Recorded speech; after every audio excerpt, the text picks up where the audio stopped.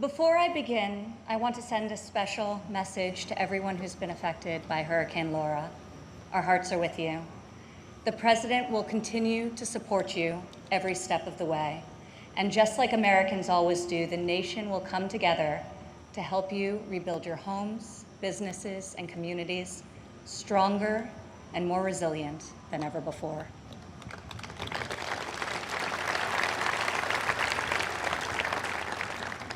Four years ago, I introduced to you a builder, an entrepreneur, an outsider, and the people's nominee for President of the United States. Tonight, I stand before you as the proud daughter of the people's president.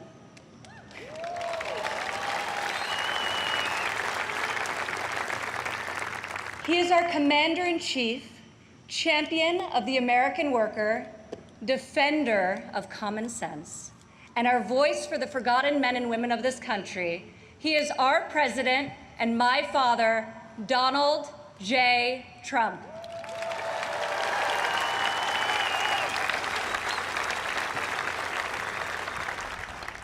This evening, I want to tell you about the leader I know and the moments I wish every American could see.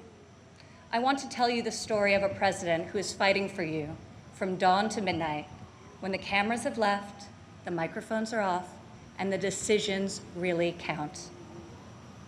When Jared and I moved with our 3 young children to Washington, we didn't exactly know what we were in for, but our kids loved it from the start. My son, Joseph, promptly built Grandpa a Lego replica of the White House. The president still displays it on the mantle in the Oval Office right over there so that he can show world leaders, just so they know he has the greatest grandchildren on earth. I agree. Over the last 4 years, we've learned a lot. I've seen in Washington it's easy for politicians to survive if they silence their convictions and skip the hard fights. I couldn't believe so many politicians actually prefer to complain about a problem rather than fix it. I was shocked to see people leave major challenges unsolved so they can blame the other side, campaign on the same issue in the next election. But Donald Trump did not come to Washington to win praise from the Beltway elites.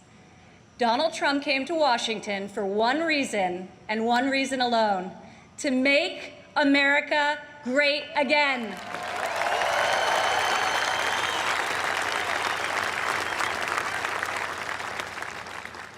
My father has strong convictions. He knows what he believes, and he says what he thinks. Whether you agree with him or not, you always know where he stands. I recognize that my dad's communication style is not to everyone's taste, and I know that his tweets can feel a bit unfiltered. But the results speak for themselves.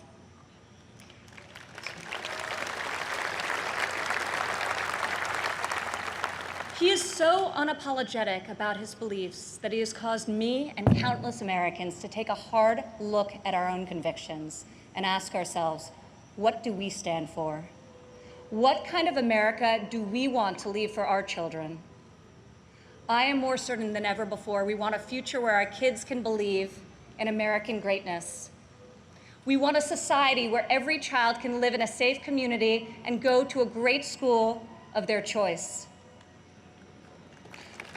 We want a culture where differences of opinion and debate are encouraged, not canceled, where law enforcement is respected, where our country's rich diversity is celebrated, and where people of all backgrounds, races, genders, and creeds have the chance to achieve their God-given potential. This is the future my father is working to build each and every day.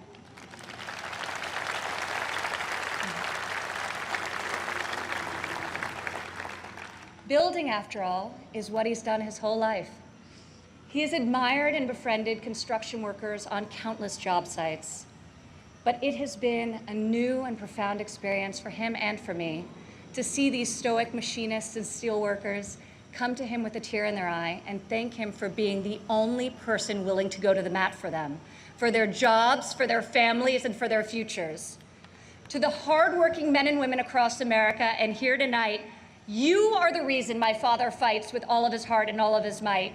You are the reason he ran for president in the first place, and you are the reason he is going to keep fighting for 4 more years.